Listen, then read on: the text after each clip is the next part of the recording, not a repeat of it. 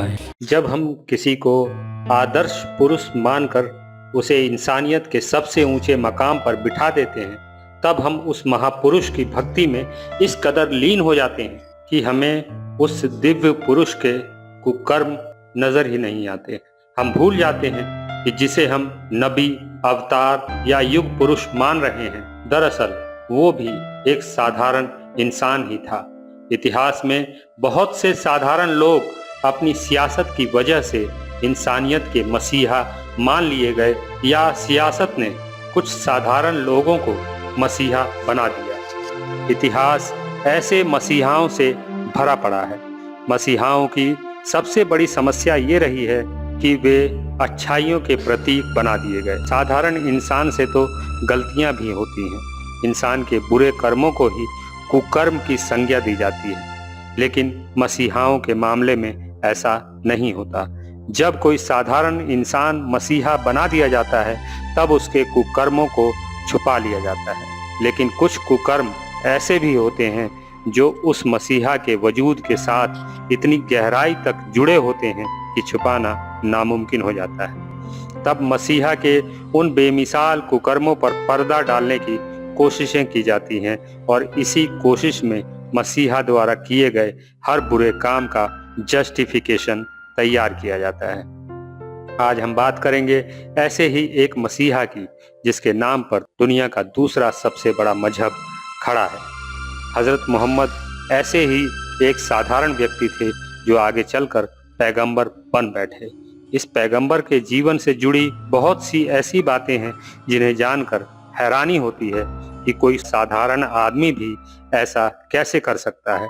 लेकिन हजरत साहब ने ऐसे तमाम चमत्कार किए हैं जिन्हें इंसानियत के नज़रिए से आज कुकर्म कहा जा सकता है।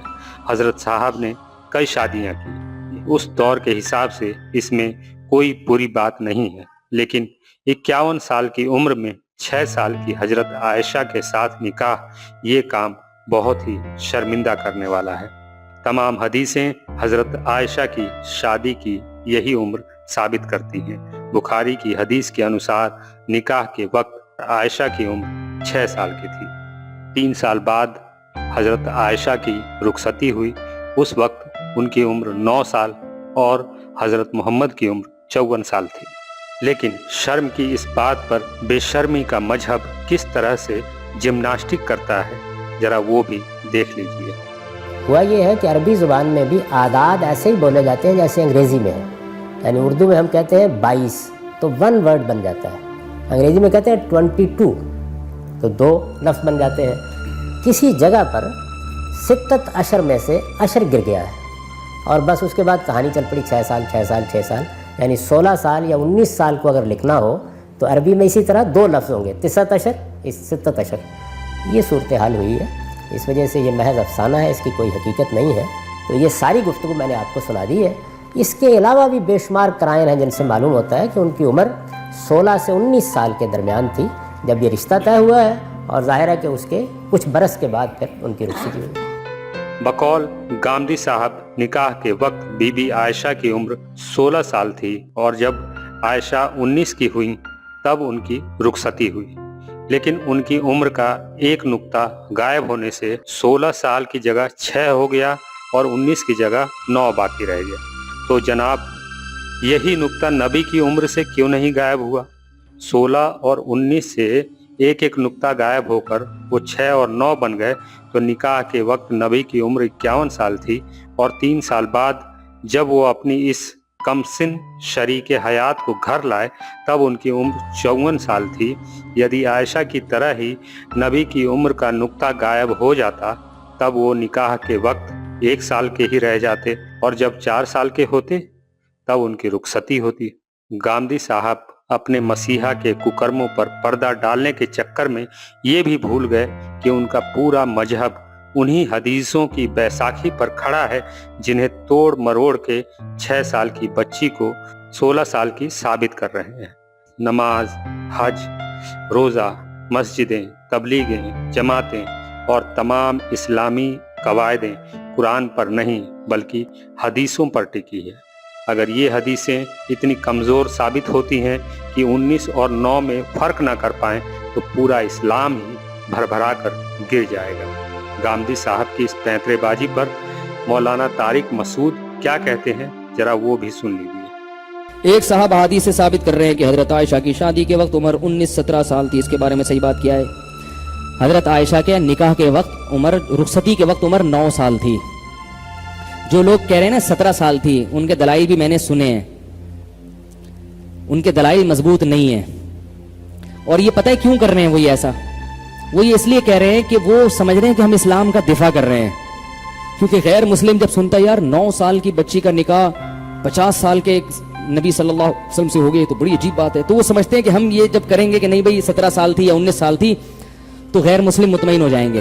वो फिर भी मुतमईन नहीं होंगे, इसलिए कि 18 साल की बच्ची का निकाह 50 साल के शख्स से होगा, तो ये भी तो उनकी नजर में अजीब है ना।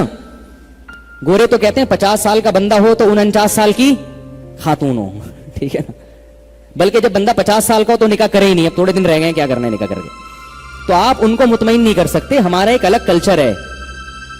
अरब में 9 साल की लड़की का निकाह 50 साल के आदमी से मायूब समझा ही नहीं जाता था। उस जमाने में लोग करते थे ये निकाह। असलाफ में दर्जनों मिसालें हैं, ताबीन में, सहाबा में, तबा ताबीन में, कि खुद की उम्र 60 साल की है, 15 साल की लड़की से निकाह हो रहा है, 13 साल की लड़की से निकाह हो रहा है। असलाफ में, मुहद्दिसीन में इसकी बहुत मिसालें मिलती हैं। जिनका बिजनेस और जिनकी रोजी रोटी हजरत मोहम्मद के नाम से चलती हो, वो भला आम मुसलमानों को असलियत से महरूम क्यों न रखें।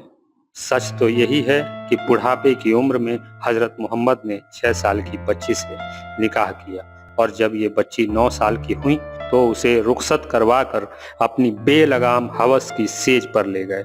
9 साल की उम्र में किसी बच्ची की शादी होना कोई आश्चर्य की बात नहीं है। पिछड़े इलाकों में ये आज भी होता है, लेकिन ऐसे ज्यादातर मामलों में लड़का भी नाबालिग ही होता है।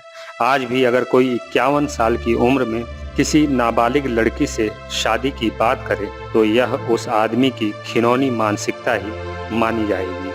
7वीं सदी के अरब में साधारण आदमी के लिए ये साधारण बात मानी जा सकती है, लेकिन किसी भी दौर में एक मसीहा के लिए इस तरह की करतूत जायज नहीं मानी जा सकती। आम आदमी गलतियां कर सकता है। अगर कोई नबी इस तरह की गलती करे तो मैं इसे उस नबी द्वारा किया गया कुकर्म ही कहूँगा। कोई पैगंबर अपनी उम्मत के लिए एक मिसाल ही होता है।